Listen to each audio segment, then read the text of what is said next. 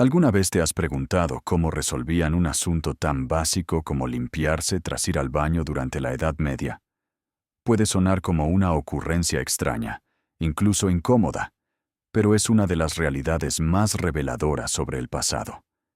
Imagina que estás dentro de una fortaleza medieval, con el frío colándose por las piedras húmedas y sin ningún lujo moderno a tu alcance. Sin calefacción, sin papel higiénico, y mucho menos un baño como el que tienes en casa. Pero, ¿cómo enfrentaban una necesidad tan cotidiana como esa? Los baños modernos con agua corriente y privacidad absoluta eran un lujo impensable. De hecho, ni siquiera existía el concepto de baño como lo entendemos. La palabra letrina viene del latín, de una raíz que sugiere un lugar para lavarse, pero en realidad no se lavaba nada. Ni agua, ni jabón, ni drenajes. Los nobles contaban con espacios llamados garderobas, que no eran roperos como suena, sino pequeños cuartos con un agujero en el suelo que desembocaba en fosas. Nada agradable. Si el pozo no se vaciaba con frecuencia, los olores subían por los pasillos como una peste invisible. Un perfume permanente de miseria. En las ciudades, la situación no mejoraba. Calles enteras actuaban como desagües improvisados. En urbes como París o Londres, los desperdicios eran lanzados por las ventanas directamente al suelo. Eventualmente, se intentaron soluciones primitivas como pozos negros, pero eran mal mantenidos y colapsaban con facilidad. Y aquí entra uno de los trabajos más ingratos de la historia: el vaciador de letrinas. Aquellos que se ganaban la vida recogiendo el excremento de otros, con riesgo constante de contraer enfermedades fatales. No había guantes, ni mascarillas, ni nada que los protegiera. Ahora bien, llegamos al detalle que más nos intriga. ¿Qué usaban para limpiarse? Porque el papel higiénico, tal como lo conocemos, no existía. Los campesinos, que vivían lejos de cualquier comodidad, apelaban a lo que les brindaba la naturaleza. Usaban hojas, paja, musgo, heno y cualquier material vegetal que tuvieran cerca. Pero claro, una hoja equivocada podía provocar una picazón muy incómoda. El musgo era una opción bastante común en zonas boscosas. Suave, accesible y abundante, aunque no especialmente higiénico. En otras regiones, más secas, recurrían a alternativas menos amigables, fragmentos de cerámica rota o pedazos de madera lisa. Sí, has leído bien. Cerámica rota. Imagina la precisión que se necesitaba para no lastimarse con eso. Pero cuando no había absolutamente nada, la solución más básica era utilizar la mano izquierda. No es muy glamoroso, pero era efectivo. Y de ahí surge una tradición que todavía persiste en muchas culturas. La mano izquierda no se usa para saludar ni para comer. Los privilegiados, como ciertos monjes o miembros de la nobleza, tenían acceso a trapos de lino, que eran lavados y reutilizados. Un lujo impensado para el pueblo llano. Aunque incluso ellos tenían que lidiar con los aromas desagradables, que trataban de disimular con hierbas aromáticas, incienso o perfumes. De hecho, no existían los baños como los entendemos.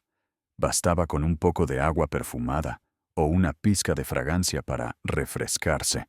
Y sí, tras usar el garderoba, eso era todo el ritual de limpieza. Ahora, si piensas que las soluciones improvisadas del medievo eran suficientes, te sorprenderá saber que incluso las antiguas civilizaciones tenían métodos más elaborados. Los romanos, por ejemplo, habían ideado un sistema peculiar. Una especie de esponja amarrada a un palo, conocida como tersorium, que se sumergía en vinagre o agua salada después de cada uso. Suena avanzado, ¿verdad? Bueno, había un detalle desagradable. La esponja era comunitaria. Es decir, todos usaban la misma. Desde el senador hasta el esclavo. Una práctica que hoy nos parecería impensable, pero en aquel entonces era lo normal. Sin embargo, tras la caída del Imperio Romano, ese tipo de innovaciones se desvanecieron. La Edad Media no heredó esos métodos, y los recursos volvieron a ser los más elementales. Musgo, telas viejas, fragmentos de madera o cerámica. Para la clase baja, las condiciones eran aún más severas. Si no encontraban nada, si no tenían acceso a agua limpia, la única opción era recurrir a ríos o lagos. Incluso durante los meses más fríos, cuando las aguas estaban heladas. Y si el río estaba congelado, pues, usaban nieve recién caída. Sí, como lo oyes. Nieve.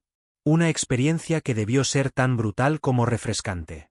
Estas prácticas de limpieza, o mejor dicho, la ausencia de una higiene adecuada, se convirtieron en un caldo de cultivo para enfermedades letales.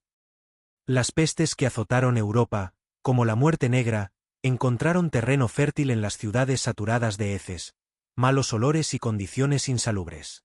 Paradójicamente, muchas personas de esa época creían que el agua era peligrosa, y que bañarse con frecuencia debilitaba el cuerpo. Como resultado, preferían enmascarar los olores con perfumes, creyendo que eso bastaba para estar limpios.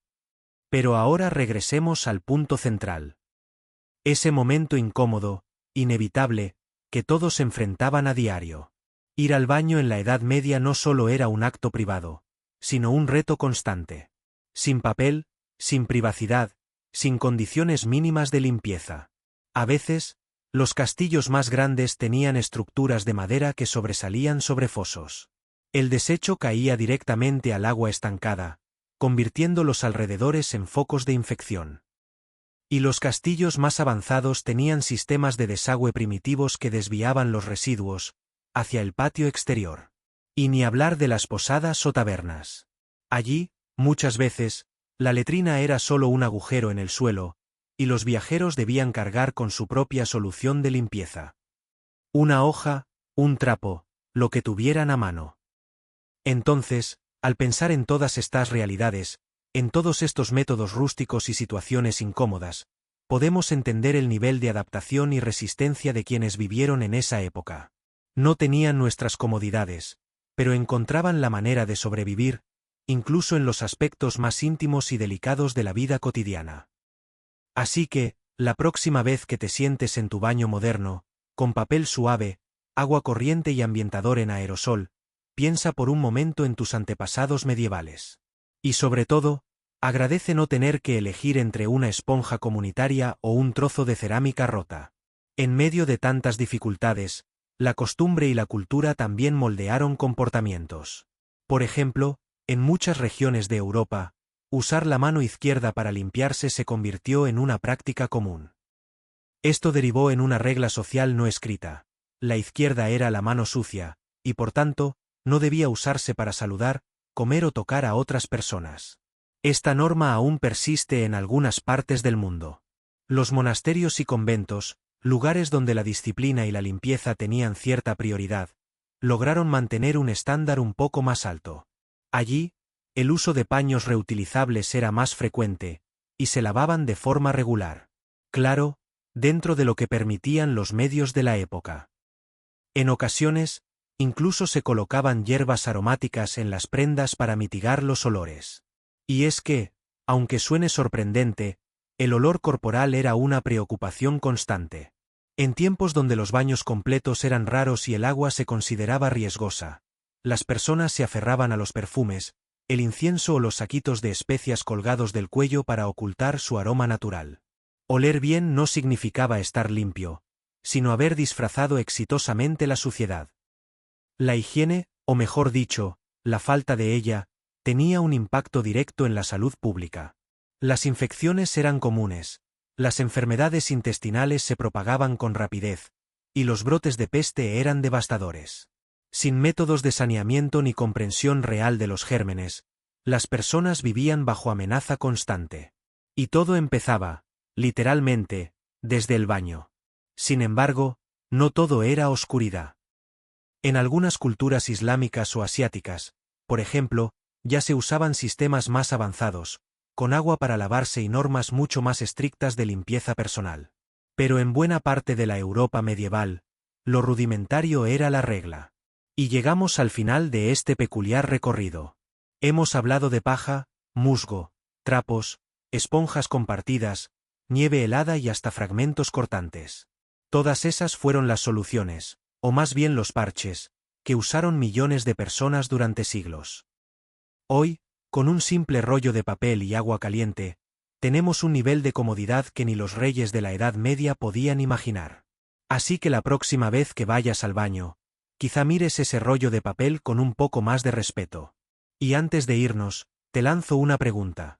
Si tuvieras que elegir, ¿usarías un trozo de cerámica afilada o compartirías una esponja con todo el vecindario? Déjalo en los comentarios. Quiero saber qué elegirías tú. Y si te gustó este viaje al pasado, no olvides dejar tu pulgar arriba y compartir este vídeo. Nos vemos en la próxima historia, probablemente un poco menos escatológica.